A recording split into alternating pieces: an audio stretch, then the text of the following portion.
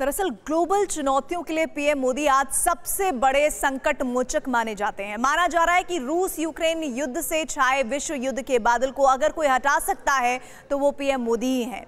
और इसकी वजह सिर्फ तुर्की में भारत का किरदार नहीं रहा है। पिछले एक दशक से दुनिया लगातार मोदी को हर बड़ी मुसीबत का हल निकालते हुए देख रही है और यही वजह है कि दुनिया की बड़ी बड़ी रेटिंग एजेंसियों के चार्ट में भी मोदी के आसपास भी दुनिया का कोई नेता नजर नहीं आता है।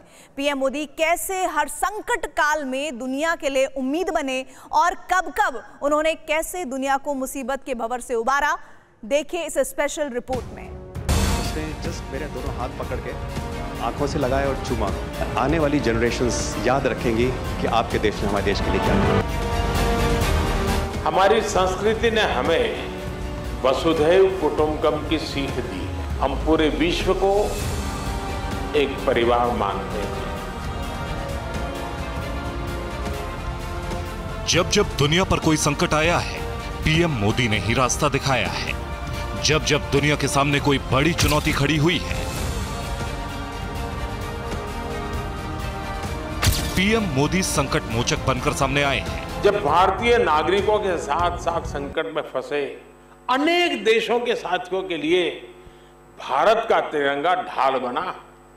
ऑपरेशन गंगा सबके लिए आशा बन करके उसने एक बहुत बड़ी मिसाल कायम की।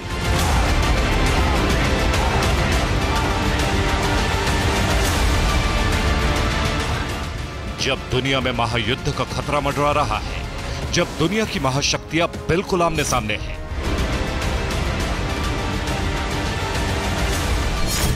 तो पीएम मोदी ही शांति दूत बनकर सामने आते हैं।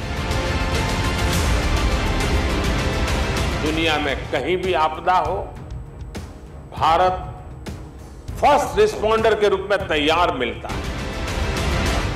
जब दुनिया एक साथ कई वैश्विक चुनौतियों से जूझ रही है, तो पीएम मोदी ही वैश्विक उम्मीद बनकर खड़े होते हैं। तुर्की में भूकंप के बाद आप सभी जितनी जल्दी वहां पहुंचे, इसने पूरे विश्व का ध्यान आपकी ओर खींचा है।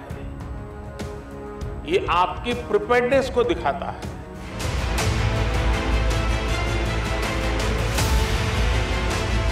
जब दुनिया के सुपर पावर बारूदी टकराव के चरम बिंदु पर खड़े हैं, तो यह आशंकाएं की जा रही हैं कि रूस यूक्रेन युद्ध को महायुद्ध यानी वर्ल्ड वॉर बनने से एकमात्र भारत ही रोक सकता है।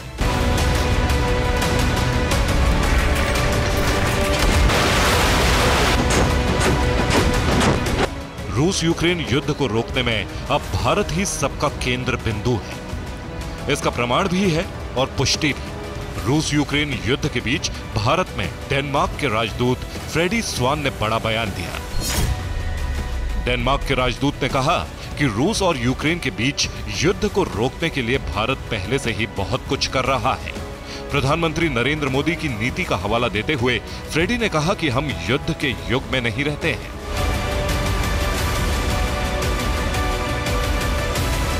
प्रधानमंत्री नरेंद्र मोदी कई बार कह चुके हैं कि यह दौर युद्ध का नहीं, यह दौर संवाद और शांति का है। दुनिया की नजरों में प्रधानमंत्री मोदी की साख और शक्ति आखिर क्यों दिनों दिन बढ़ रही है? लोगों को आखिर क्या प्रधानमंत्री मोदी में नजर आता है कि दुनिया उनका लोहा मानती है? और आज की तारीख में ऐसा क्या है कि प्रधानमंत्री मोदी दुनिया के पावरफुल पर्संस में शामिल हैं? मौजूदा समय में विश्व के सामने कई बड़ी चुनौतियां हैं। दुनिया के एक हिस्से में युद्ध चल रहा है और विश्व युद्ध के खतरे भी मंडरा रहे हैं।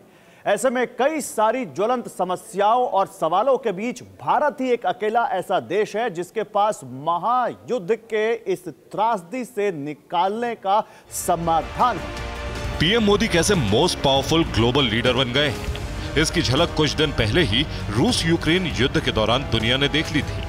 पिछले साल सितंबर में रूस यूक्रेन जंग जब विश्व युद्ध में तब्दील होते दिखने लगी थी, तो 16 सितंबर को पीएम मोदी ने रूस के राष्ट्रपति व्लादिमीर पुतिन से दो टूक शब्दों में कहा था कि युद्ध को रोककर संवाद का रास्ता अपनाना चाहिए। पुतिन को दी गई पीएम मोदी की सलाह और भारत के रुख की पूरी दुनिया ने तारीफ की थी। You ask yourself 2023 when a Prime Minister of India, in this case, Narendra Modi, convenes a meeting, walks up on a global stage, or a conference, how do people react? Compare it even with him 5 years ago, perhaps with his predecessors, many of them.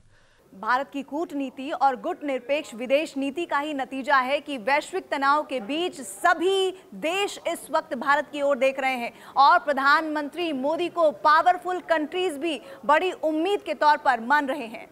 Ukraine के बहाने America और रूस जंग के मैदान में आमने सामने हैं, तो उधर ताइवान को लेकर अमेरिका और चीन भी टकराव के रास्ते पर है। ऐसे में रूस और अमेरिका जैसे सुपर पावर देश भी मौजूदा समय में पीएम मोदी की भूमिका को इस वक्त की सबसे बड़ी जरूरत मानते हैं। अगर दुनिया के हर बड़े मंच पर भारत हुंकार भर रहा है, क्योंकि आज बदलते वर्ल्ड ऑर्डर में भारत के पास दुनिया को सही दिशा में ले जाने का रोड मैप है। पीएम मोदी मार्च के पहले हफ्ते में 40 देशों के विदेश मंत्रियों के साथ बातचीत करेंगे। G20 और रायसीना डायलॉग के बैनर तले होने वाली इस बैठक में रूस यूक्रेन युद्ध पर फोकस रहेगा। माना जा रहा है कि बैठक में युद्ध को समाप्त करने का फॉर्मूला भारत पेश कर सकता है।